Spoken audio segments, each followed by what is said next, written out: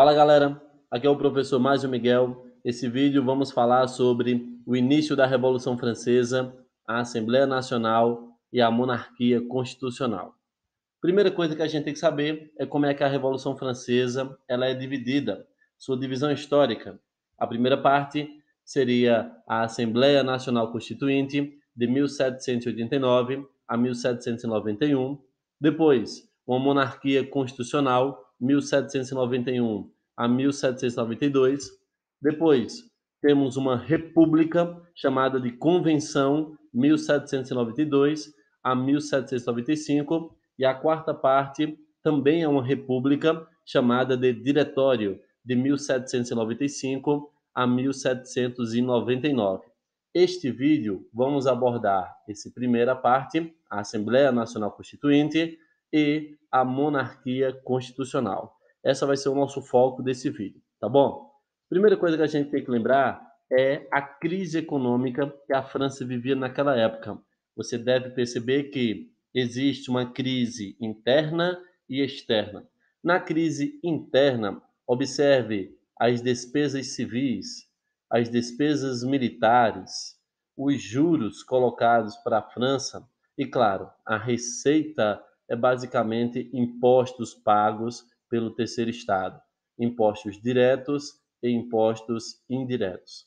Além disso, sabemos que a crise econômica também foi influenciada pela Guerra dos Sete Anos, que a França perdeu essa guerra para a Inglaterra.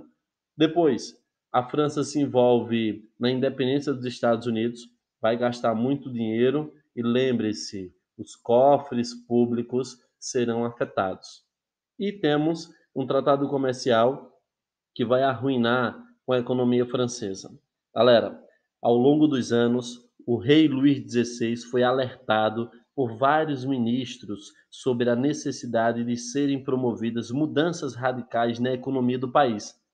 Era preciso uma reforma tributária, isto é, uma reforma nos impostos, acabar com os impostos pagos ao clero e aos nobres. Agora, os nobres, por sua vez, alegaram que só aceitariam pagar impostos se seus privilégios fossem aumentados. E aí, claro, sem saída para essa crise, o rei Luís XVI decidiu convocar a Assembleia dos Estados Gerais. Essa Assembleia trata-se de uma reunião entre os representantes dos três estamentos da sociedade: o clero, a nobreza e os trabalhadores. Se liga na imagem, você tem aqui alguns planos a serem observados. Ora, no alto, você pode observar aqui, ó, a figura central do rei. Depois, você tem esse grupo à direita, você tem esse grupo à esquerda, e no centro você tem esse outro grupo que vai pertencer aos trabalhadores. E aí, essa assembleia, ela vai ter esse objetivo de ajudar o rei, consulta a esses súditos em tempos de necessidades. E claro, essa assembleia, ela foi vista de diferentes maneiras. Para o terceiro estado, a convocação da Assembleia dos Estados Gerais acendeu os ânimos, que passou a acreditar na possibilidade de mudança. Para os mais pobres, esta assembleia representava uma esperança para o fim da fome e da alta dos preços de produtos. Galera, essa assembleia só gerou confusão, principalmente no quesito votação. A nobreza não queria pagar impostos, então ela queria que a votação fosse por estado. Isto é, temos três estados: clero, nobreza e trabalhadores. Essa conta você já percebe quem vai ganhar essa eleição. Clero e nobreza se juntam e o terceiro estado acaba perdendo. Por sua vez, o terceiro estado deseja que a votação seja feita por cabeça.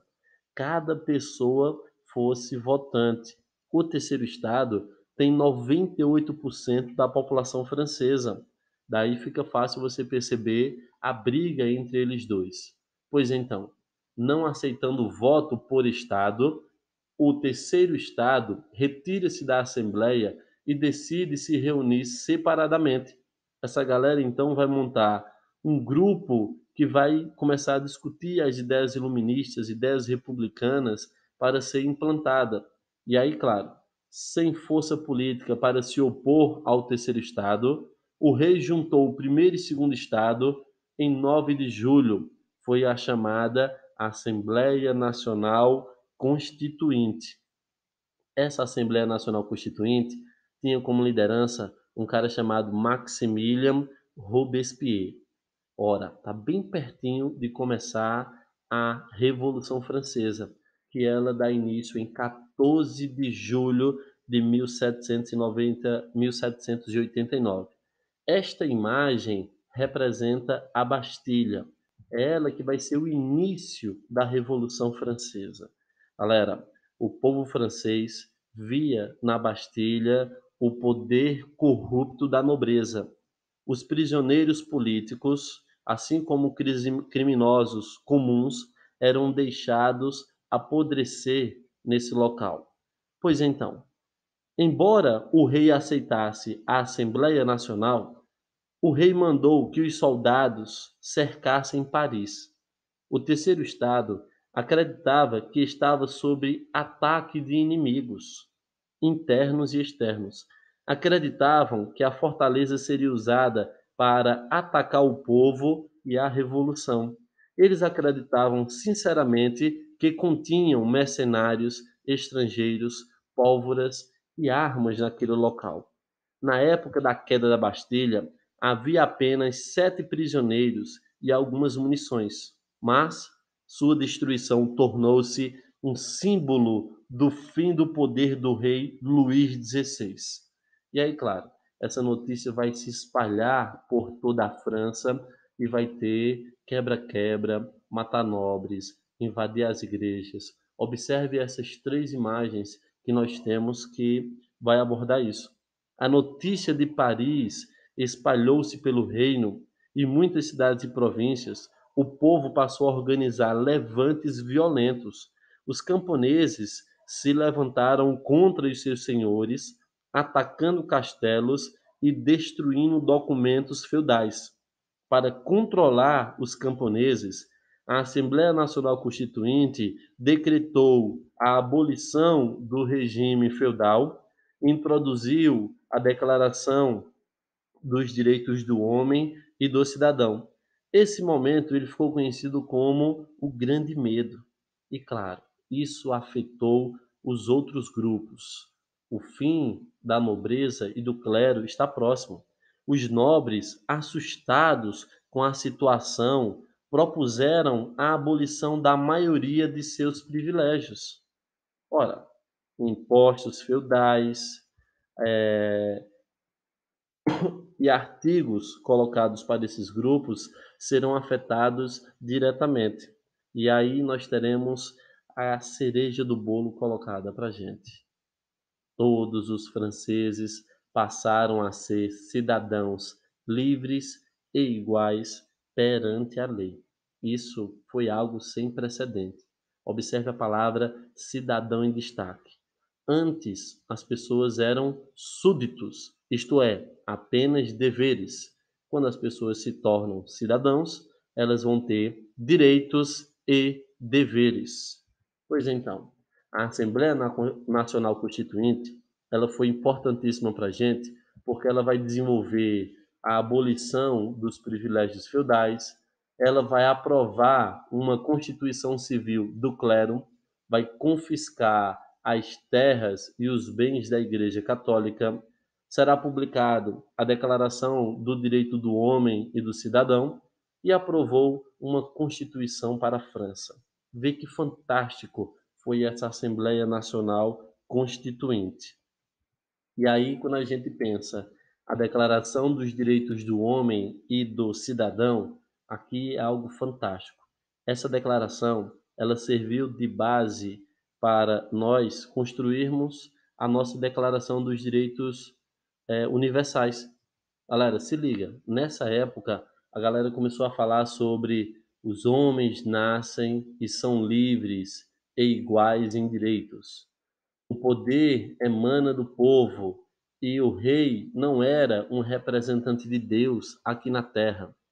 Eles vão falar também sobre direito à liberdade de ir e vir.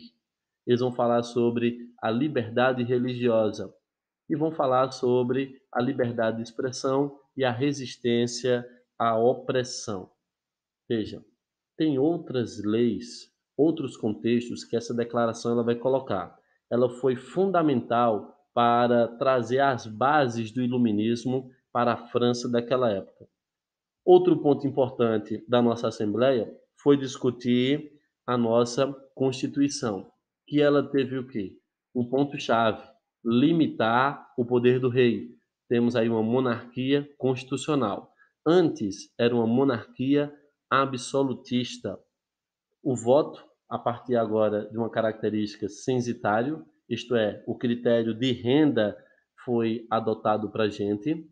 Temos a tripartição do poder, que é uma ideia de Montesquieu, o legislativo, executivo e o judiciário. Ocorreu também a separação entre Estado e Igreja. Temos a revogação dos privilégios feudais, com prejuízo para os camponeses, infelizmente.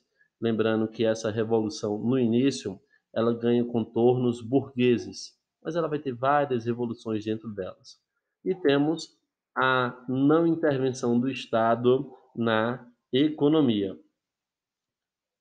Pessoal, os trabalhos da Assembleia Constituinte encerraram-se em 1791, quando ela foi dissolvida e transformada em uma Assembleia Legislativa. Pela primeira vez na história, a França possuía uma estrutura de governo fundamentada em uma Constituição. Isso é fantástico. Aí a gente percebe. E o rei? O rei aceitou tudo isso de graça? Claro que não. O rei ele queria o seu poder. O Luís XVI ele vai tentar fugir desse período. Ele parecia aceitar a Constituição. Nos bastidores, porém, planejava retomar o poder. A família real tentou fugir para o exterior, tentando buscar apoio na Áustria. A intenção do rei era obter apoio das monarquias absolutistas vizinhas e reorganizar as forças militares para conter esses movimentos. Porém, os planos fracassaram. Antes de cruzar a fronteira, o rei e sua família foram descobertos e reconduzidos a Paris, onde ficaram presos. Isso gerou uma agitação enorme dentro da França e 3 grupos políticos apareceram naquele período. De destaque, a gente vai ter um grupo chamado de Jacobinos, que vai representar os mais pobres, e os Girondinos, que vai representar os mais ricos. Esses grupos, eles vão montar uma república chamada de Convenção Nacional. Esse período é tema para outro vídeo.